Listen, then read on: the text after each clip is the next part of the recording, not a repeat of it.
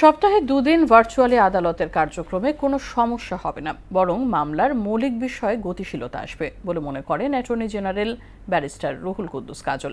এদিকে অবিলম্বে virtual court পরিচালনার সিদ্ধান্ত প্রত্যাহার করা না হলে কাল পতাকা মিছিলের ঘোষণা দিয়েছেন সুপ্রিম কোর্টের সাধারণ আইনজীবীরা। অন্যদিকে টিএফআই সেলে গুম নির্যাতনের ঘটনায় মানবতাবিরোধী অপরাধ মামলায় ৩ নম্বর সাক্ষী জেরা শেষ হয়েছে।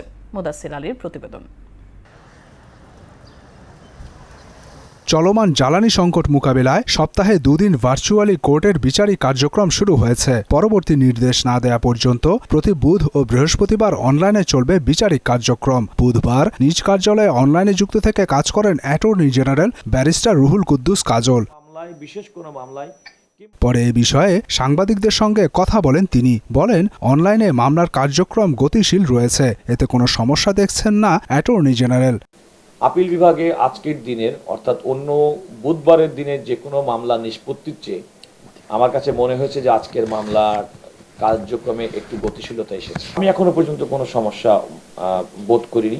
জ্বালানি সংকট এড়াতে যে পদক্ষেপ আদালতের ক্ষেত্রে নেওয়া হয়েছে তা সাময়িক বলে জানান তিনি।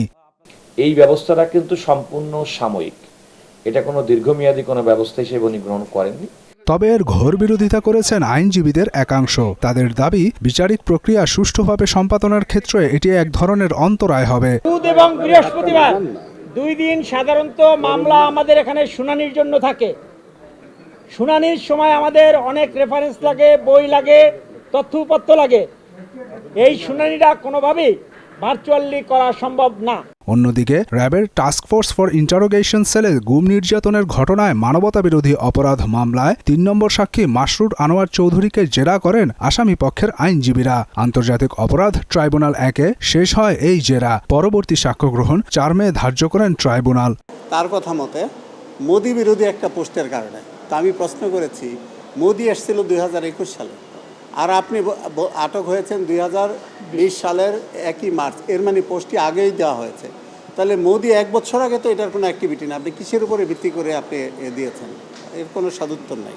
একই ট্রাইব্যুনালে জুলাই গণ অভ্যুত্থানে নরসিংদীতে সংঘটিত মানবতাবিরোধী অপরাধ মামলায় তদন্ত প্রতিবেদন দাখিলের সময় আরও 2 মাস বাড়িয়ে 22 জুন ধার্য করা হয়।